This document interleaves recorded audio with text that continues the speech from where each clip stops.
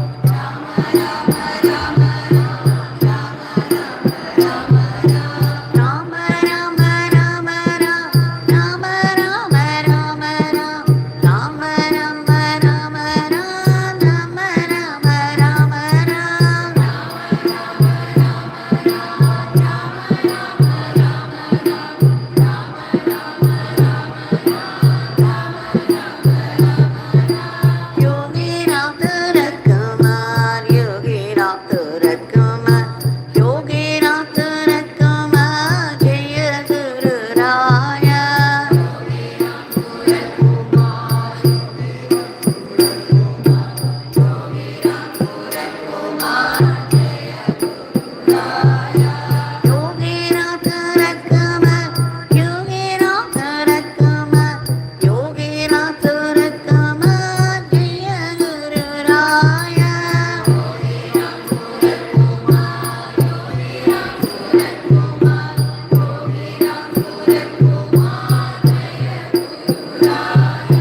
Rama Rama Rama Ram, Rama Rama Rama Ram,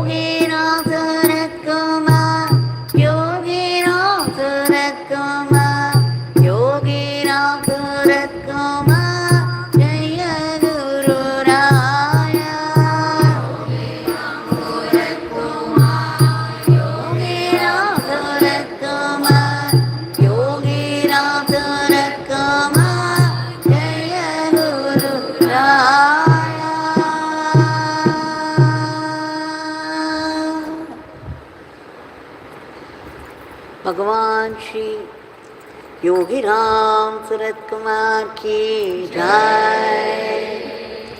Sarvam Yogi Ramsuratkumar Arpanamastu. We have offered the Nama Lotuses at the lotus feet of Bhagwan in appreciation and celebration of His grace, which makes this possible every day. We know it is no small grace. We shall continue with the stories as told by Papa Ramdas and as read out to Bhagwan. This story is also very well known. All the same, we need to bring such stories to our mind again and again and again because it's also practice. Now we are a traveler. In those days, people had no vehicles, they had to walk, and sometimes through the forest to get to the other side. Now this traveler with a lot of jewels and money was walking through the forest, and then it began to get dark. He was alone and he thought there would be no bandits around. But then all of a sudden he was surrounded by 3 people. After looting, after snatching everything he had, the jewels and money, everything, one of them tied him up with a rope. The second one took out a knife and said, "I'm going to kill you now." The third one looked at those two, and suddenly he said, No, let's not go to that extent. After all, we have taken all that he has possessed. So let's just leave him free. So by his advice, he prevailed over them, and now the traveler was left free. But then the third man wanted to know where the traveler was going, and then the traveler said it was to the village on the other side of the forest. So the third man took care to accompany him. And he went up to the edge of the forest. And from there, he showed the road on the other side to the village. And the third man said, "Look, I can walk up to this point only. I cannot come out of this forest because I've been a thief also. And the minute I come out onto the road, I would be arrested." So saying, he left him there, and the traveler went ahead further. After completing the story in this fashion, Papa Ramdas says, in our life, each one is a traveler. We make the journey of life from the beginning to the end. It's a mere journey for some people, but it's a pilgrimage for some other people. If you have God as your goal, then the whole journey would become a pilgrimage till the end. But if you do not even know, or nor do you care for God, then it would be just a journey with no purpose, with no serious purpose, with no purpose of life, the true purpose of life. Papa Ramdas says, the first one that tied up the traveler with the rope is the rajasic quality within us. Each human is equipped with the three gunas, the three qualities, that is Satwik, Rajasic and Tamasic qualities.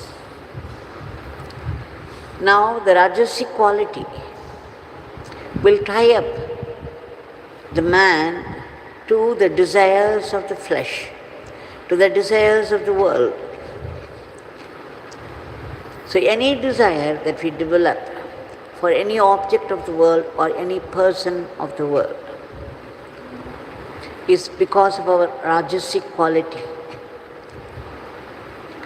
And the second one, who showed the knife to the traveler and said, "I'm going to kill you." Now that is the tamasic quality. What does it do? It encourages us to become lazy, postpone things, especially sadhana, and lets us sleep and sleep and sleep through the life. So the laziness, the dullness, the lack of alertness of the mind, the lack of purpose of life. To a sadhak, sleep is an enemy, laziness is an enemy, and dullness. A sadhak is expected to be alert all the time and ready to do his sadhana. And the one who accompanied the traveler to the edge of the forest is the Satwik quality. So when the Satwik quality prevails, then the Rajasic and the Tamasic qualities would take the back seat. They would become less and less and less. And the Sattva will begin to rule. But even that can take us only up to a certain point, beyond which it is the realm of God. Into the realm of God, even Sattva cannot enter. So in the realm of God, you would be left alone, face to face with God. So the whole thing is symbolic of the journey of a sadhak. But then we know that all through the day, every human being goes through these three moods. Sometimes we are Satwik, sometimes we find ourselves Rajasic, meaning we become very brisk and we feel like activities. So we begin to be busy with this and that. Sometimes we feel very lazy and sleepy. We just don't feel like doing anything at all. We would be simply whiling away the time. So all the three moods, the Sattvic mood, the Rajasic mood, and the Tamasic mood, they influence us from time to time all through the day. When we are in Sattvic mood, then we should immediately engage ourselves in the worship of God in any way that would suit us. You can do puja, or you can visit a temple nearby, or you can do some slokas, or you can sit in one place and do namajapa, or you can go into deep meditation. Sattva helps all this. Up to a certain point, it's all right, and after that, you will see, suddenly the body would refuse to sit anymore. The whole body would become restless. You have to get up, and you have to walk a little, and then you become very busy with activities. So, how do we connect with God when we become Rajasic? Because it is the purpose of life to connect with God somehow or the other all through the day, for God is the goal of every human life. So when the Rajasic mood takes over, then you tell yourself you're only an instrument in the hands of God, and it is God who is Chaitanya within you, the indweller, Antaryami, is activating you into those activities. It's He from inside activates you, like a puppet is being activated by the string pullers, the puppeteers. We get activated by the indweller God, and then we do this and that so restlessly. But if we associate our every activity with God, that God is activating me into doing this activity, then you see every activity that you do becomes an offering to God. Like you would offer a flower to your God. You offer all your actions to God, which is a greater puja. To pluck a flower from a tree or a plant is so easy. The tree or the plant would go to a long length of trouble to create a flower. It goes through so much into making a flower, but then we come and stand near the plant, just pluck it carelessly or carefully, and then drop it at the feet of God, saying that we have done the puja. We have offered flowers at the feet of God. It's so easy, but try and offer your every action at the feet of God, even as you would offer a flower at His feet. See, after every action is over, you say, God, you made me do it. I am but an instrument in your hands. But then, by your own maya that you have put in me, I think that I have done it. So I am offering it to you. So during the Rajasic mood, this is the way to keep in touch with God. And during Tamasic mood, the laziness, the sleep, and the lack of alertness, dullness. Of course, we have to pray to God to remove all this from us. After praying, we should try, make an effort to come out of sleep. That is, we can have reasonable amount of sleep, but then more than that would be disastrous. So then we have to make an effort, all the time thinking that even this effort is being made by his activation.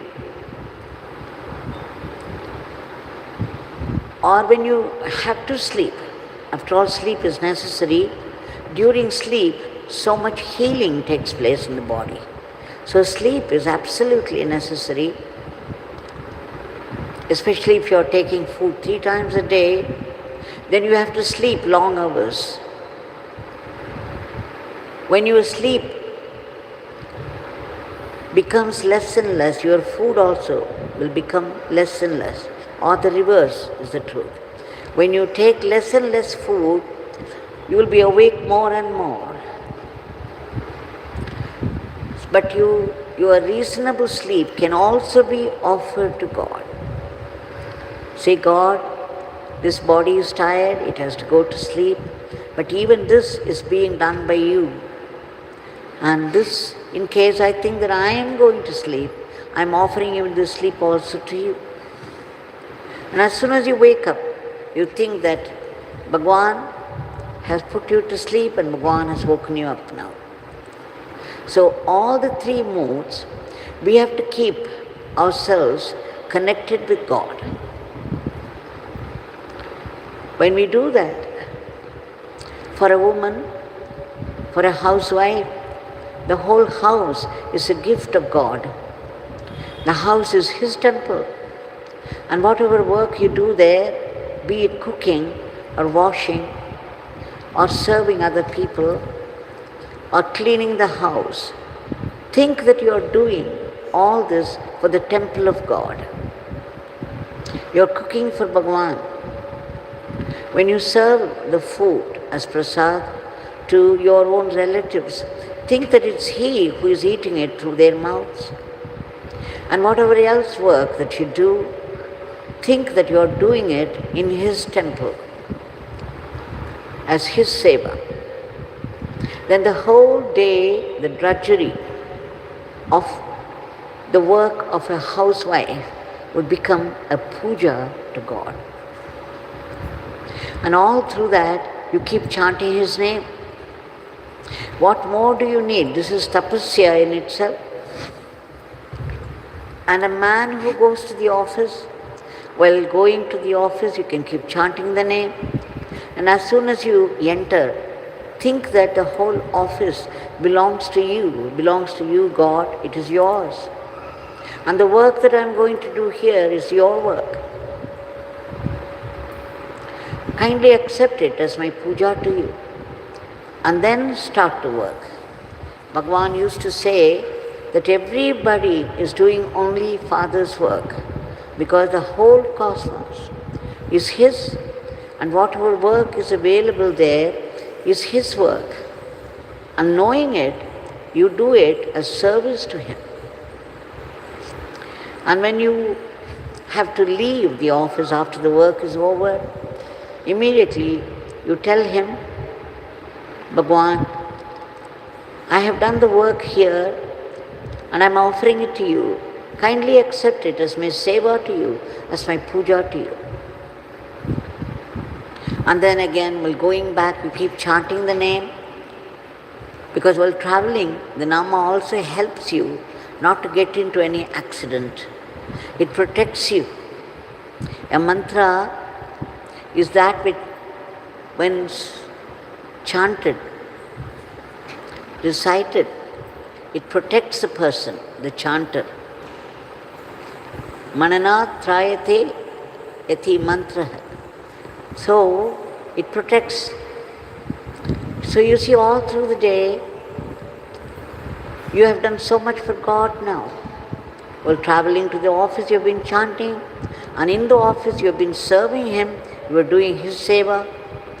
And when you come back home, again all through the way, you are chanting. So the whole drudgery of your office work has now changed into puja, a meaningful, purposeful service to God. What more can you ask for? So at once you can live the life of a worldly man and the life of a sadhak. And you would see how the atmosphere in the office changes, how the atmosphere at home changes favorably. Now, we shall, before we make the prayer, I want to make this point because it was always accentuated by Bhagwan. Everybody is doing Father's work. How? As he said before, every work belongs to the Divine Father. But then many do not know it. Those who do not know it, those who do the work as their work, will have to face the karmic shit. They will have a karmic account for which they have to pay. But the minute you think it is his work and you are doing it as seva to him, you disown the karmas. You escape from the consequences of karma. It makes all the difference. Now we shall offer our today's prayer. Bhagwan, we beg you again and again, for that's all we can do, and we do it 1,000,000 times, for your immediate divine intervention to bring forth a dharmic normalcy to today's world. There is so much violence that's going on, and there is lack of friendship, harmony, order, and discipline. There is already the war that's going on with its disastrous results. And then, of course, the attacks of diseases and nature's fury. As I said this morning, in Coimbatore, there is this forest fire going on and people are struggling to put it out. That's what the news says. And the earthquakes and the flash floods. I heard about this flash flood in some place today. So these keep attacking the violence of nature. When we abuse the nature gets angry and it expresses itself in different ways. For the whole cosmos is a sea of consciousness. Nature is consciousness too. So it responds in kind. Bhagwan, we beg you to stop the war immediately and bring forth peace and harmony. And we beg you to control the diseases and the violence of nature. We beg you again that there should be no talk of war at all between the countries. There should be discipline, as he said, because people live any way they like and create a philosophy to suit themselves. All this can change only with your grace. We also beg you to uproot all the negativities of the human mind that are responsible for today's world. We also beg you to reach out to those people who have been stranded, struck by some past karma or the other, that they have to go through such anguish, trapped by some disaster or the other, unable to get help or protection. We beg you, Bhagwan, to reach out to them and help them. We also beg you to protect all those unselfish people who have been doing service to others for their all-round welfare. Protection from what? From unhealthy, unworthy criticisms that come in the way of constructive work. We beg you again to give a boost to the economy of the country and promote the growth in varied fields of activity so that India would reach that state, the state of the world teacher, and conduct the whole world in the path of Dharma.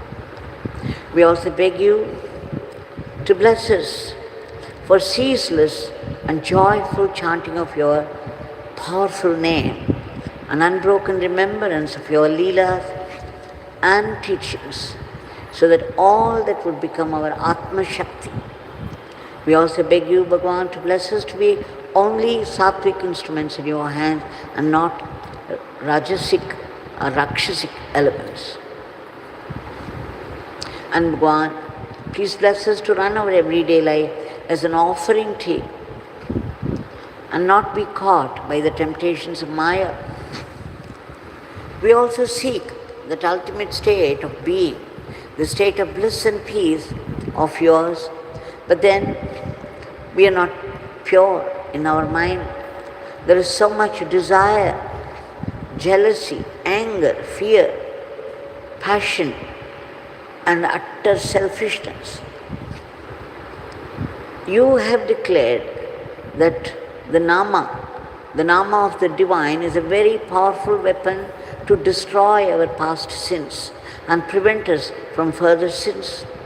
We take refuge in your powerful Nama so that all the vasanas of the mind would be destroyed, because the Nama destroys all the papas, all the sins. There left over is the latent tendencies of the mind. They would be destroyed too by the Nama. And wherever we are, whatever work falls into our hand, as he said before, we should do it as his work, as an act of service to him, and that joyfully, without any unhealthy competition or jealousy, so that all that would turn into Atma Shakti. Bhagwan, please bless us to practice acceptance of whatever life brings to us, be it a joy or grief. Coming from you can only be a great blessing. And how is it a blessing? Because when we are struck by some bad karma, we try to move away from him.